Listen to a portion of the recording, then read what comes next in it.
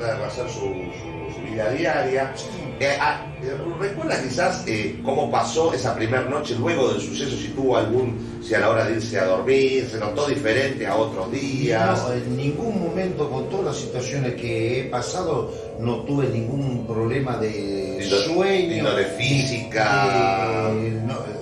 No, hasta después de sí, la vista, lo único. Ajá. Pero después no, fue todo normal. Ajá. Bueno, después de semejante experiencia, usted, indudablemente estaba convencido de que se había topado con algo que era desconocido, que no era de este mundo, no sabía de dónde, pero de este mundo no era ningún animal, no podía catalogar. Nada de que con su experiencia como vaqueano, como persona de campo, como persona cazador, bueno. A partir de ahí, ¿qué es lo que usted entra en su cabeza? Decide no volver al lugar. No, sí, volví, no sé si a los 20 días o más, pero ya cuando fui ya iba con otra mentalidad. Con otra mentalidad, preparado para enfrentar a los bichos estos, extraterrestres, no sé lo que era. Claro. Ya iba yo con otra mentalidad, ya no iba a cazar chancho, iba a cazarlo a ellos, como quien dice. Bueno, sí, tomó una posición bastante determinante, ¿no? Aunque ellos no lo habían atacado ni nada, usted por lo menos iba a volver a tomar el lugar que siempre tuvo, pero ahora más a la defensiva. Sí, más a la defensiva. Usted digamos, su familia está conformada ¿cómo? En mi casa, yo comisionera y el pibe más chico, no están casados. Usted a veces, porque generalmente personas que han pasado por situaciones similares de este tipo de sucesos, quizás llegan a la casa y por el shock recibido o demás tardan algunos días en confesar lo que vivieron, por vergüenza, por traer preocupación a la casa. Una cosa tardaba un par de días en comentarle ciertas cosas, sí. Y cuando usted recuerda más o menos, cuando se lo comentó a su mujer, que era una persona a la que algunos primeros... No, le llamaba la atención de lo que me estaba pasando, pero a medida que había pasado cada vez más cosas, ya no quería saber más nada que vaya al campo, ya no. Tenía una lucha tremenda cada vez que iba. Cuando usted decide ya ir preparado, por así decirlo, que bueno, en realidad sí lo fue, para que porque tenía la sensación de que iba a haber un próximo encuentro. Sí. Usted estaba convencido de que eso no era fortuito, que eso no pasó esa noche, que estaban de paso por ahí, sino que estaban ahí. Estaban ahí. Ajá. Entonces, cuéntenos cómo se prepara para ir y los teros los perciben, pues cada vez que venían del mismo lado del norte, los teros se espataban, o sea, los teros los percibían. Ajá. Incluso, ahí atrás hay otra laguna, unos 400 metros, que es mucho más grande, debe tener unos 100 metros de diámetro, debe tener una altura así, y en varias oportunidades yo sentía los teros de allá que revoloteaban. Y me llamaba la atención, eran esto y aquello, y no había tanto movimiento de chancho o de ciervo. Un día, había pasado una semana, 10 días había de ir, y íbamos con Moralejo al apostadero, y estaba el charco vacío, la laguna grande vacía. Le digo, viejo, ¿te chuparon todo el agua? Le digo, sí, me parecía, dice, que me faltaba el agua, pero dice, no hizo calor, y no hubo viento, y quedó en una semana el barro nomás. Ajá. Y no se había dado cuenta, él pensaba que le llamaba la atención que no hubo viento, ni mucho calor. Pensaba que era algo que podía ser de alguna índole natural. Se vació. Claro. Se vació toda. Bueno, ese tipo de manifestaciones, por ejemplo, generalmente ellos, este tipo de cuando hay avistamientos y demás, son en lugares donde realmente hay usinas eléctricas o hay lugares donde hay lagunas, lagos, agua. Los animales toman una actitud bastante particular, o sea, porque se alteran, sean caballos, perros, las aves. Bueno, el tero es un ave es un ave muy... Sacando lo que es una vaca, después cualquier cosa.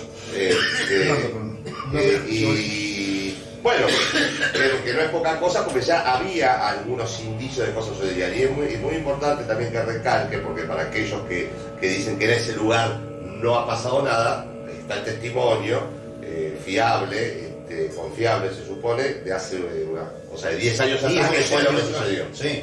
había un cazador que estaba con el hijo cazando y del lado oeste viene una luz como, calcula como unos 25 metros de diámetro, se posiciona de donde estaban ellos a 100 metros más o menos, a una altura de 80, 90 centímetros así, y un rato, y se le eleva y ¡pium!, se va para arriba. Y cuando miraron arriba habían 12 objetos dando vuelta.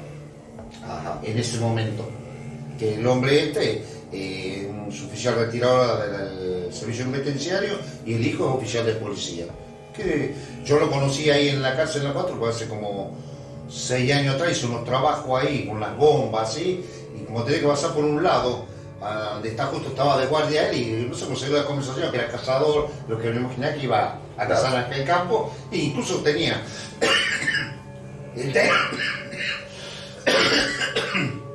el celular y el teléfono me había dado aquel entonces. Yo cuando me pasó esto, lo llamé, cuando yo sabía que era él, que después se había peleado también con el viejo, pues hace rato que no iba, y cuando le dije el apellido enseguida me ubicó enseguida, que no había conocido allá cuando estaba trabajando en la cárcel. Y luego vivía acá unas 15 cuadras de casa, le digo, ¿voy a tomar una mate? Sí, vente, sí. Y ahí me charló, me comentó todo cómo vino el asunto esa vez. Bueno, entonces que es un antecedente más que importante, porque semejante avistamiento, y bueno, y con dos testigos confiables, sí. Y 10 años antes de que le sucediera lo que usted lo sucedió a mí. Entonces, retomemos al tema de que, bueno, cuando usted decide regresar, ya con la mentalidad puesta en reencontrarse con estos y lo que me llevó a hacer atar, como siempre venían del mismo lugar, le até con hilo de coser negro a una altura de 80 centímetros de este a oeste, en distintos lados, así, atravesado así. Como yo venía, y yo después iba el otro día y veía donde están cortados los hilos. Ajá. Y yo más o menos ahí donde lo fui más o menos tanteando y tomándole el tiempo. Yo sabía que el chancho no era, que un ciervo no era, hasta que después, más o menos, pues yo sabía cómo venían de donde venían. ¿Qué hice? Agarré una luz química, la puse más o menos a una altura de 1 metro, atada en un caldén. Ya cuando en la casilla yo ya había puesto una cuando vinieron esos 3, que yo alcancé 3, pero cuando nos levantamos a la mañana, fuimos con el Moralejo y habían 4 hilos cortados. De distintos candeles, 4 habían cortado. Sí. Cuando vinieron ese día, y eran las 3 menos cuarto de la mañana, que fue la primera vez después del 9 de agosto. Sí. Después de ahí yo empecé a hacer todos esos experimentos. Yo no le decía nada al viejo.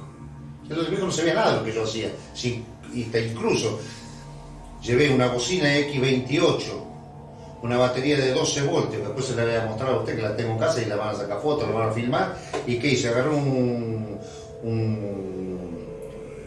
broche de agarrar los papeles así, de acero, digamos, le puse un cable acá, otro acá, así, agarrado acá, digamos, conectado a la batería, y le puse un nylon de pescara como a 20 metros, una tanza, y con un plástico, así que lo agarrado acá así. Cuando pasaron ellos y se salió el coso del plástico y se hizo contacto, se abrió el circuito y sonó la alarma.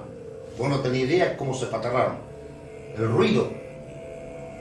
No toleran el ruido. Ajá. ¿Y cómo notó usted? Porque se sintió que corrían. Sí. Y que era una cantidad más grande de la que usted había percibido la primera vez. No, siempre después hasta 3, 4 vi. No, nunca más de 3 o 4. No, la vez que vinieron 5 la primera vez. Que incluso cuando yo fui después al apostadero, le había hecho un soporte todo y lo puse en el apostadero para el 7 de noviembre, cuando se vino la luz así, yo igual le había puesto una perilla de velador, lo único que tenía que agarrar la antiparra y apretar el coso, y no me anduvo la bocina. Después cuando amaneció, estoy viendo, había un borne que estaba salido. Yo lo que de 2 días estuvo ahí, 2 días prácticamente. Ese borne no se pudo haber salido nunca. Porque entra justo y está en un lugar ahí a un costado así, que yo ni lo toqué. Ese día a la tarde, el otro día anterior, yo lo estuve probando ahí todo. y no funcionó. Eso fue en noviembre. En total yo había tenido como 6 veces contactos con ellos, hasta que el día ese, que fue cuando lo batí fue el 1 de octubre. Le puse la luz y yo venía siempre allá, lo puse más o menos en dirección así era. Estaba allá y yo acá. Cuando se viene así, más o menos hacia 45 grados así, yo va para el lado de la luz. Cuando se acercó ahí, le gatillé un tiro atrás del otro, aproximadamente 14, 15 tiros tiré. No sé si lo habré pegado todo, pero hacía... Siempre estamos hablando del que iba adelante. El que iba adelante, hacía los tiros, se tambaleaba como un borracho hasta que cayó boca arriba al lado del caldén. Cuando me acerqué... A ver, usted calcula me dijo 14, 15 tiros. Sí. Él seguía caminando directo. No. Cuando se acercó, cuando se acercó, ahí le tiré yo. No caminaba hacia una dirección de... No, cuando venía caminando se acercó a 1 metro más o menos. Y ahí le tiré todo. Y recién cayó, bueno, al rato. Sí, al ratito ahí, cuando me acerqué, si vienen de donde vino él, 3 más. También todos así, todos se mueven de una manera muy distinta a nosotros, todo apurado, todo así. Esto me van a destrozar, digo yo no. Me volví para atrás, yo ya tenía un morral que tenía, igual, tenía 2 bombas de humo que le había comprado en una cosa de pirotecnia, las tiré para cubrirme, tipo estrategia militar, digamos. Sí, como una especie de rasgo, yo ya iba preparado para el enfrentamiento. Muchos decían sí que iba a cazar chancho y tenía una bomba de humo, no. Yo tenía 4 cargadores del fusil, una pistola 9 milímetros, otros cargadores. Luego tenía que cambiar de cargador del fusil, me volví para atrás y me fui para la calle que queda a unos 400 metros. Me quedé ahí. Cuando volví. A todo esto, estamos hablando de, bueno, o sea, estamos hablando de 14, 15 disparos. Sí. El dueño del campo, él está lejos de ahí. 600, 700 metros. Lo que pasa es que toma mucho.